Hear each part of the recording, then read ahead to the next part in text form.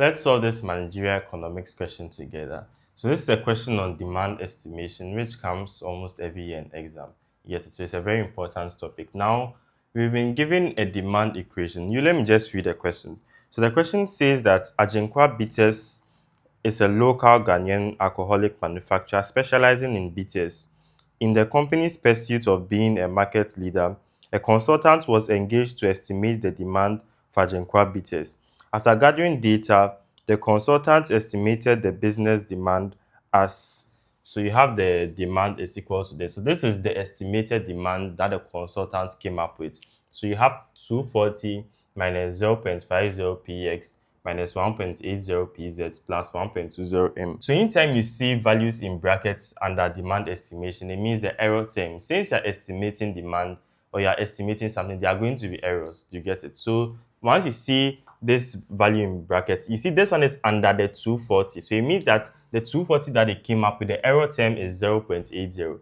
Then this one is under the px, negative 0.50 px. So it means that only for that one, the error term is 0.22.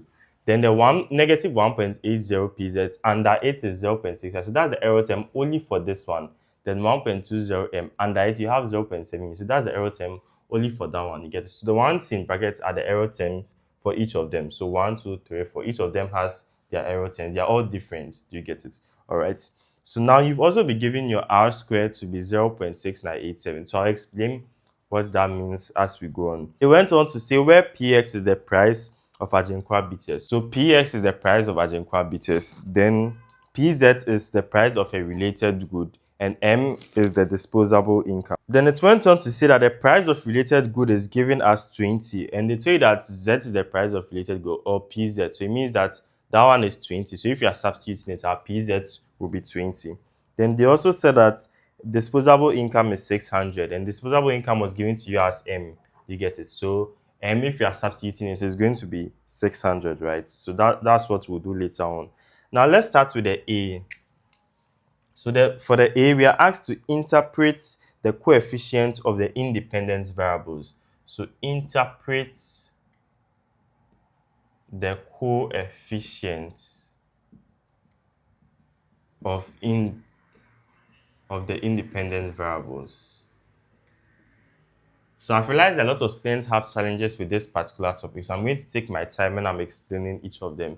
So now I'm going to make it very easy for you. Now let's first identify the independent variables, right? So when we say the independent variables, we are talking about px, pz, and m. To make it simple, all the letters in it, just assume that they are independent variables. You get it?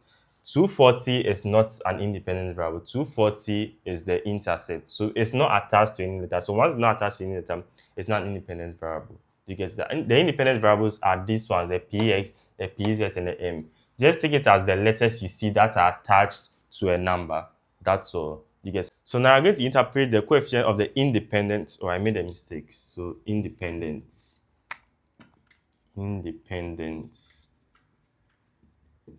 variables. So now that you know that px, pz, and m are the independent variables, we look at the numbers attached to them. So the numbers attached to them are the coefficients. You get it? So negative 0.50, negative 1.80, and 1.0. So that's what you're asked to interpret. So what do they mean?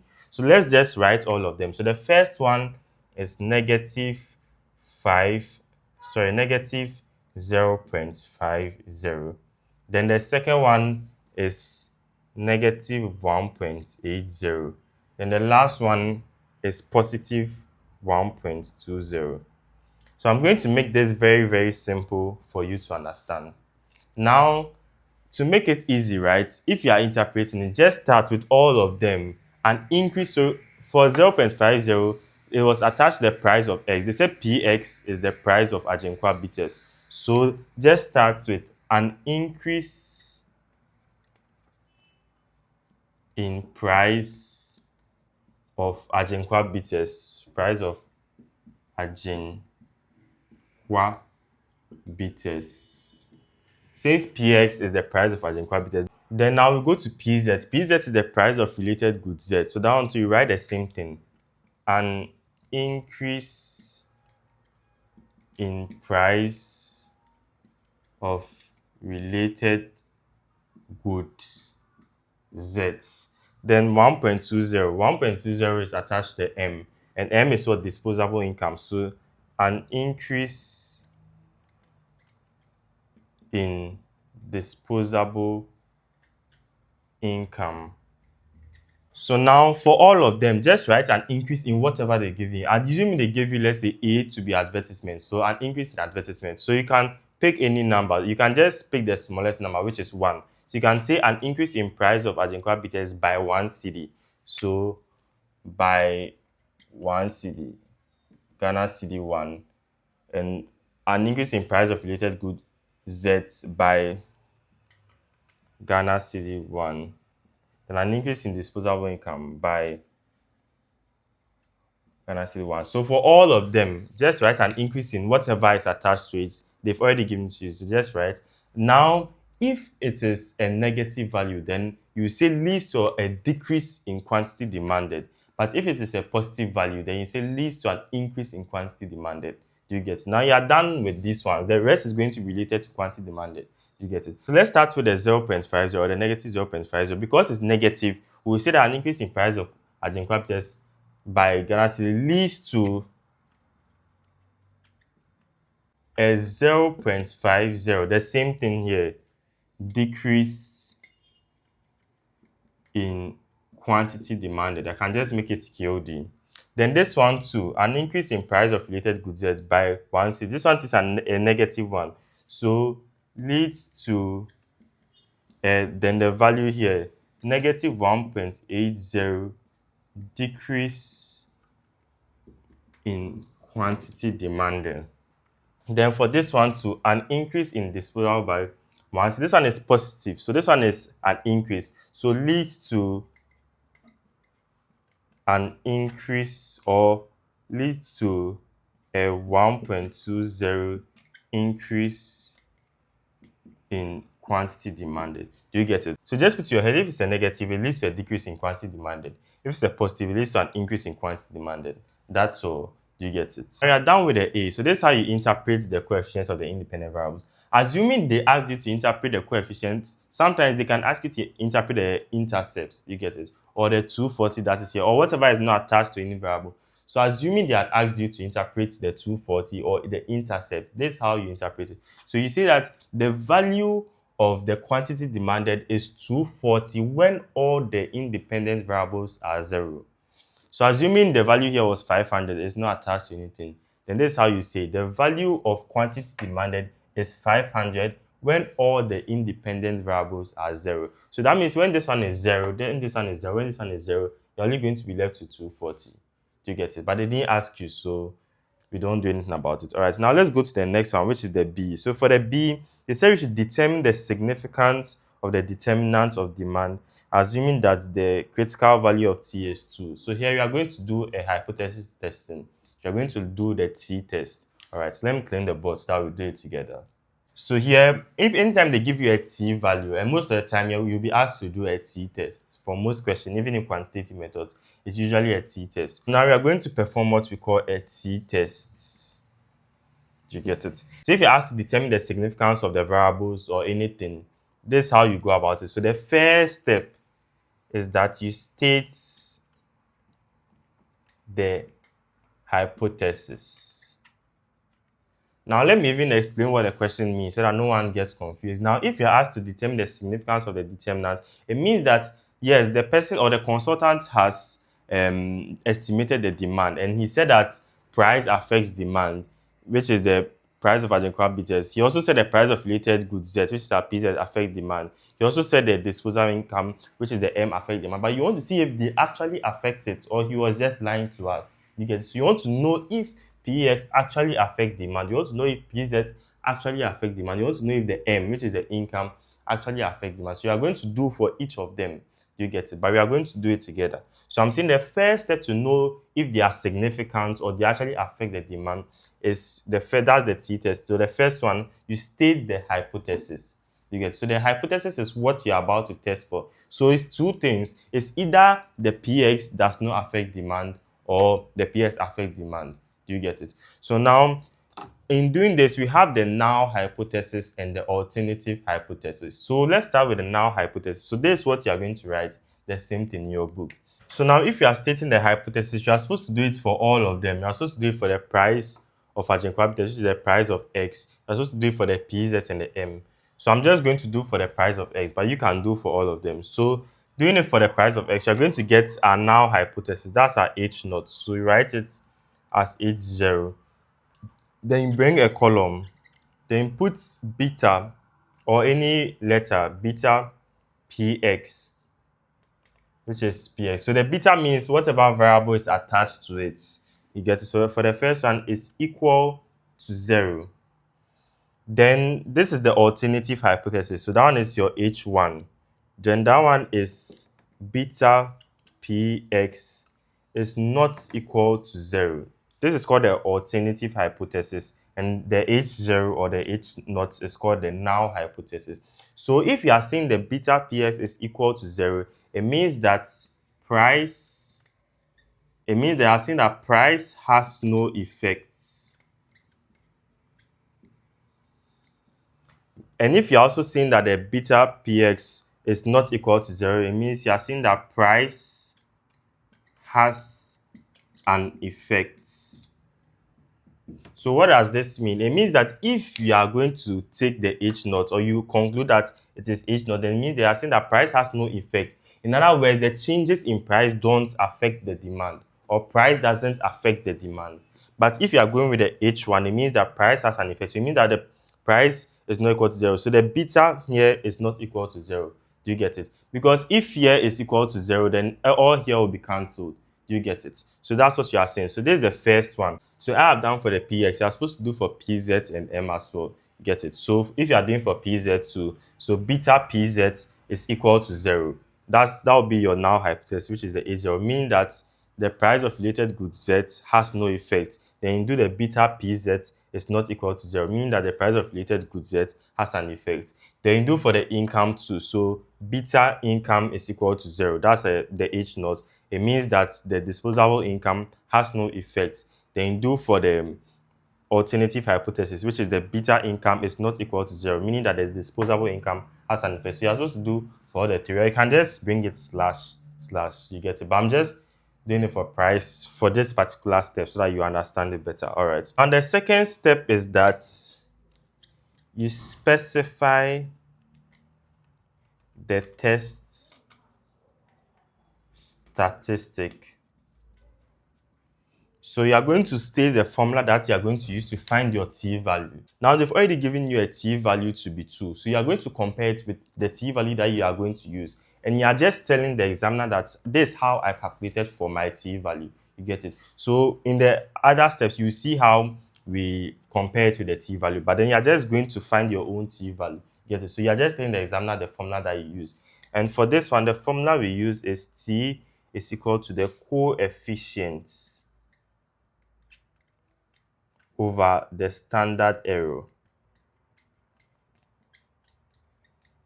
So you can just make it something like beta over SE. So you can just do it t is equal to beta over SE. I just wrote it in full so you understand. Get it? So this is the coefficient, the 0.5. Then the standard error, I told you is what is below it. This is the coefficient, this is the standard error. So that's all. So it's just this over this over this. That's all.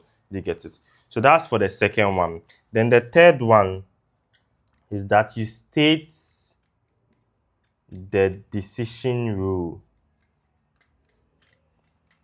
So you're going to state the decision rule. So in stating the decision rule, we are going to say that if t is greater than 2, so the t is whatever you calculate for here. If the t is greater than 2, that is when you do the b over s, if it is greater than 2, then you're going to reject h naught. So if you calculate for the t, whatever you calculate for is great and is greater than 2, so you get 3, 2.5, then it means you are going to reject h naught. If you are going to reject h naught, it means that you are saying, so this is h naught, and h naught means that it's the same as h0. It means that price has no effect. So if you are rejecting this, it means that you are saying that price has an effect. Do you get it? So if you get anything greater than 2, it just means that price has an effect. It means that you are rejecting this one. So if the t value is also less than 2, then we say do not reject, do not reject h naught. It means that accept h naught. And if you're accepting h naught, it means that price has no effect. You get, so it means whatever you're calculating for, it has no effect. So if it's income that you're doing the test for, it means you're saying that income has no effect. If people have money, don't have money, they are still going to buy the same thing. You get it. So that's for the third one. So you state the decision rule. Now let's go to the fourth step. So let me do it somewhere here. The space is not enough here. Let me try and do it here. So the fourth step is that you compute the test value or the t value. So you're going to compute the test value. You get it. So now, since there are a lot of variables involved, we have to do for price of x, p, x, pz, and m. So let me just do it in a table form so that we can do all of them at the same time. So we have the variable, then we have px, pz, and m. So px, pz, and m. We want to see if each of them actually affects or is significant, or they actually affect the demand. Get it? So you have the variable. Then we are also supposed to, the formula says that since you're about to calculate for the t value, you set the coefficient over the standard error. So the coefficient, I made a b. So this is the coefficient. So the coefficient of px, where is px? The coefficient was for negative 0.50. Then the coefficient of pz was what? Negative 1.80. And the coefficient of m was what? 1.20. Then over the standard error or the error term, that's our SE. And I tell you that the error term is whatever is in the bracket. You get it? So the error term for px, that's what is below in the bracket, which is 0.22. Then the error term for pz, that's what is below, which is 0.65. Then the error term for m, that's what is below, which is 0.78. You get it? So now we can find our t value. You said the t is the coefficient, which is the b over the se. So let's start with px. So b over se, that is negative 50 over 0.22. So this over this, this over this, this over this. So negative 0.50 over 0.22 should give us 2.27. Negative 2.27. But put this in your head. When you're calculating for the t value, you always take the absolute value. So if you get a negative, it has to remain positive. So here is going to be positive since you are taking the absolute value. You get it? So here you are taking the absolute value. Then the next one is also b over se. B over se. So this over this. So negative 1.80 over 0.65. And you should be getting 2.77. It's negative, but we take only the positive. So 2.77. Then the last one, 1.20 over 0.78. We should be getting 1.54. You get it? All right, so now we found for the t values for all of them. Then we are going to go to the last step, which is the 5. So here, this is where we make a decision. We make a decision. Now, remember in step 3, that's where we stated the decision rule or the basis on which we are going to make the decision. And we said that if the t value, which is whatever we calculated for here, is greater than 2, we are going to reject h naught. And I tell you that if you reject h naught, it means you are doing away with this. It means you are saying that price has an effect. This is price has no effect, but you are saying we are rejecting this, meaning you are saying price has an effect. So now, let's start with the first t value. We got 2.27. So 2.27, that's for the px. So for the px, so 2.27 is greater than 2. And if it is greater than 2, we said what? You reject h naught.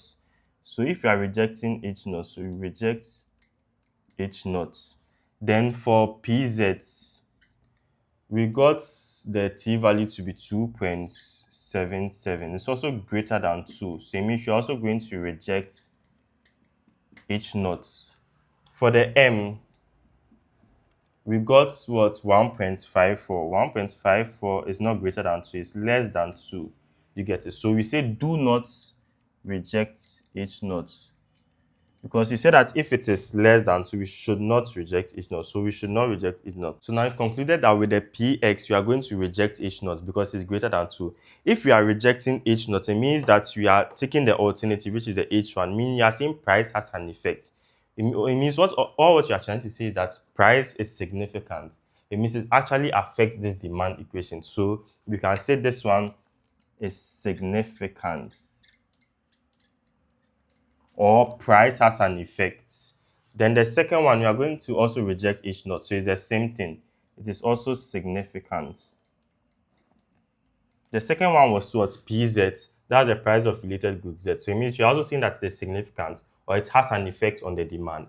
But for the disposable income, we are saying we should not reject H naught. It means that we should accept that our H naught, which is the H0. So it means that we are saying that it has no effect, which is the income. So it means that we are saying that the income has no effect on the demand equation. So in other words, it is not significant. So ladies and gentlemen, this is how you test for the T, or you do a T test. All right, so now let's go to the next question, the C. So the C says that we should state the law of demand and explain how the estimated demand equation confirms or rejects the law of demand.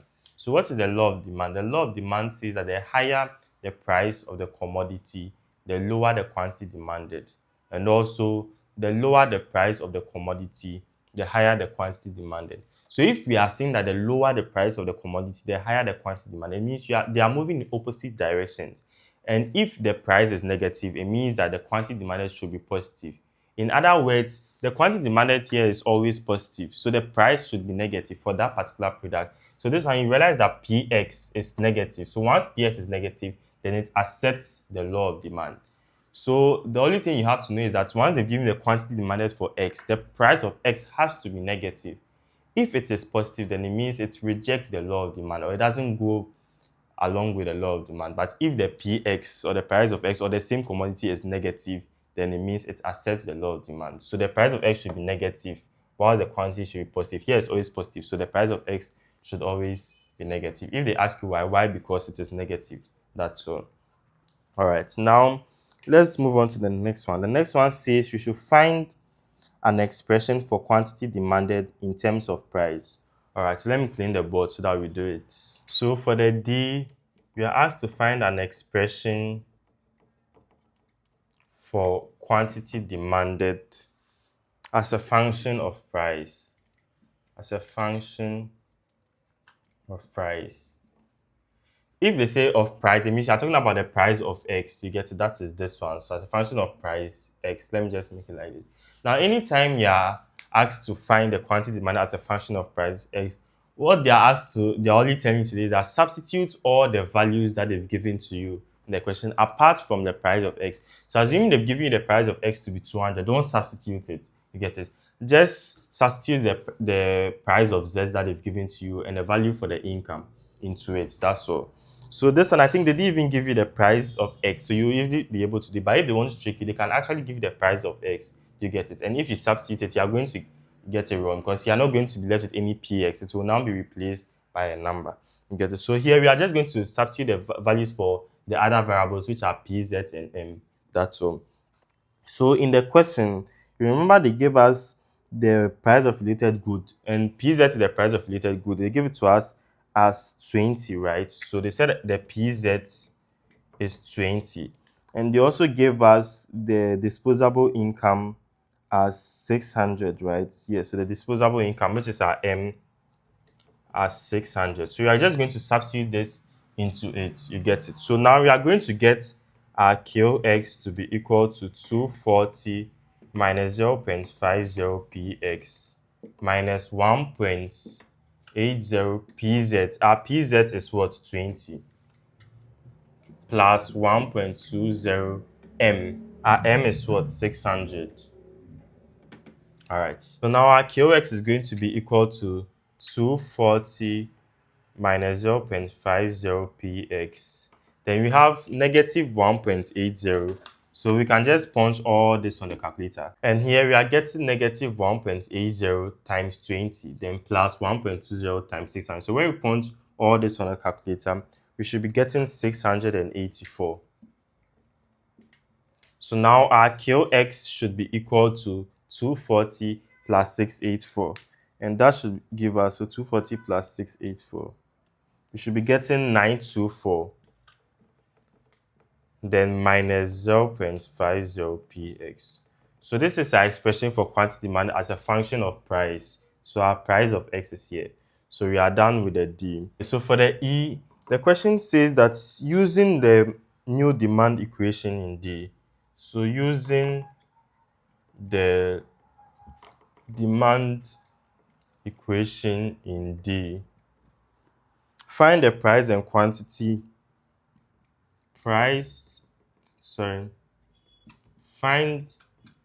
the price and quantity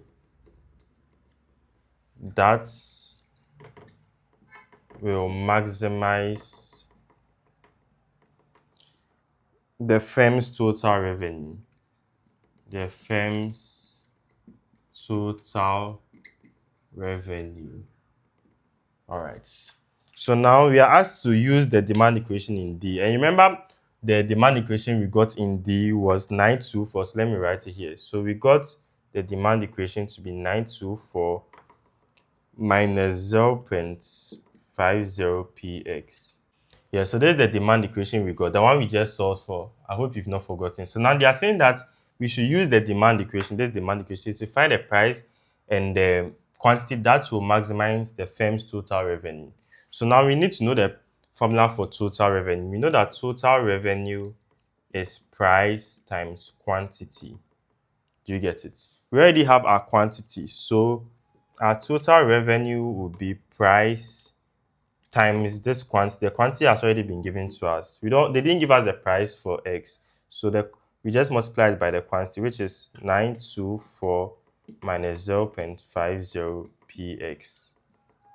So our total revenue will be price times 924 will be 924 times the price, or 924p.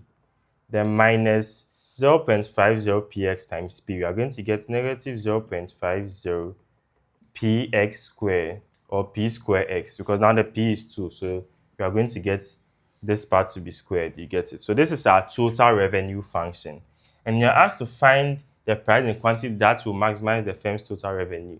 And we can use our knowledge from quantitative methods. Anytime you have the total revenue function and they ask to find, or they ask us to maximize it, we have to differentiate it and equate it to 0. Do you remember that? So you are going to differentiate this function and equate it to 0. So you are going to get the TR over the P, or the price. So when you differentiate this, you are differentiating it with respect to P. So 94p, the P is going to remove. If you have 2x and you are differentiating it, the x is going to go, you are going to get 2. So 94p is going to be left with the 924. Then minus 0.50px squared. So the exponent to multiply the base is going to be 2 times negative 0.5. And that will give you negative 1. So we are going to get negative 1px.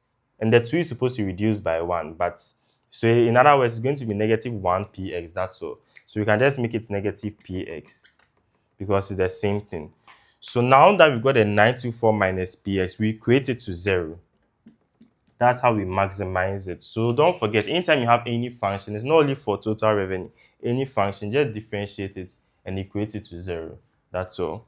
All right. So now that we have 924 minus px equal to 0, when we do a change of subject, we can have our 924 to be equal to px.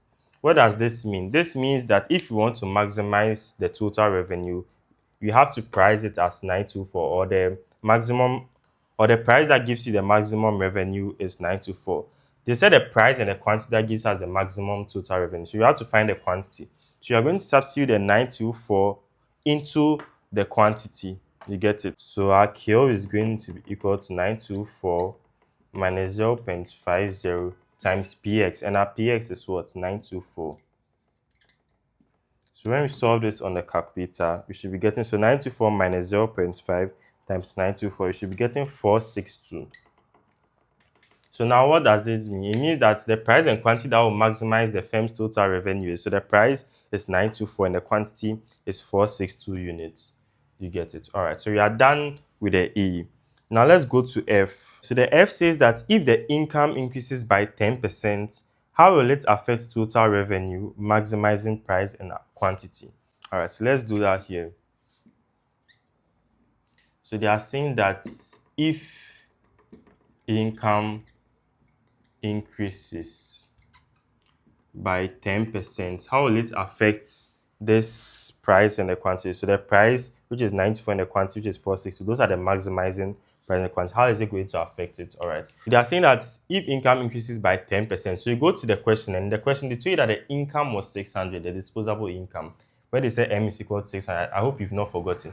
So now they are saying that this M is equal to 600 is increasing by 10%. If it's increasing by 10%, you first have to change the 10% to decimals. So you are going to get 10 over 100, and that should give you 0.1. So you are going to get M is equal to 600 times 0.1, and that should give you 60, meaning that the income increases by 60. Do you get it? So from 600 to 660, you are going to add 60 to it. If it decreased by 10%, then you have subtracted 60, but since it's an increase, you add. So our new income is equal to 600, which is our old one, the one they give to us in the question, plus the increase, which is 60. So this would be 660. Do you get it? So now that you've got this, you're going to find our new quantity demanded function. This is the quantity function. When the income was 600, do you get it? But now it's now 660, so it's going to change. So our K is going to be equal to 240 minus 0.50px minus 1.80. The p says they gave it to us as 20, right? If I recall. Yes, that was 20. Then plus 1.20. When we were solving it the first time, we did it 600, but now it has changed from 600 to 660, so times 660. You get it? So you just solve for all of them. When you solve for this, we should get the equation to be 996 minus 0.5px. So 240 minus 1.80 times 20 plus 1.20 times 60 should give us 996, then minus the 0.50px. So this is our new quantity. You get it? So now we are going to find our new total revenue. So the new total revenue, as usual, is price times quantity. Get it? So our total revenue will be the price times the new quantity here, which is 996 minus 0.5px. And this should give us 996 times the p will give us 996p minus 0.5px squared, or p squared x. Is the same thing. So this is our new total revenue function, and we are now about to find for the maximizing price and quantity. So I will compare it to this one. So as usual, you differentiate. So you get at dtr over dp, the same thing we did here. You get it. And when we do that, you should get 996p will change to 996. The p goes away. Then minus the 0.5p square x is the same thing here. 0.5p square x. So it becomes negative px. 2 multiply negative 0.5, you get 1. Negative 1px is the same thing. So now that I've got a 996.px, we equate it to 0. So it means our maximizing price, we are going to get 996 is equal to px. So it means the price that will maximize our total revenue after the income increases to 660 is 996. Then we substitute it into the quantity. So our quantity is going to be equal to 996 minus 0.5 times px, which is 996. And that should give us 498, right? So now we are done. So what is the conclusion? So you realize that for the price, it increases from 924 to, where is it, 996. And the quantity too, it increases from 462 to 498. Do you get it? So yes, that's how you conclude on it. All right, now let's go to the last one, which is the gene. So the gene says that we should explain the r square of 0.6987. Now, when we say r square, it's the same as the coefficient of determination. So in the exam, if you don't see r square and you see coefficient of determination, it's the same thing. It tells you that whatever variables they're given to you, which is the px, pz, and m, this explains 0.6987 of the whole model. So you can change it to percentage. So you can multiply 0.6987 times 100 and you'll be getting 69.87%. So it means that the PX, the PZ, and the M, which is the price of Ajinkwa BT, the price of related goods Z, and the disposable income, explain 69.87% of the variations in quantity demanded. So it means if they are changing, if quantity demanded is changing, it's as a result of these things, but just 69.87% of it. So it means other things like advertisement, taste and preference and all that explain the rest. So if I want to know what the rest is, sometimes they can ask you that what percentage of other variables explain it. You are going to get 1 minus 0.6987. Do you get it? And that would be 3013. So when you multiply by 100, you should be getting 30.13%. So assume they ask you what the other factors, how many percent do they contribute, then to be 30.1%. But then price, the PX, PZ, and M, they explain 69.87% of the variations in the quantity demanded of X. So that's how you explain it. So yes, this is a food demand estimation question, and this is just last year's question. So if you are able to at least solve this, it will go a long way to help you. Thank you for watching this video, and don't forget to like, subscribe, comment, and share. See you in the next video.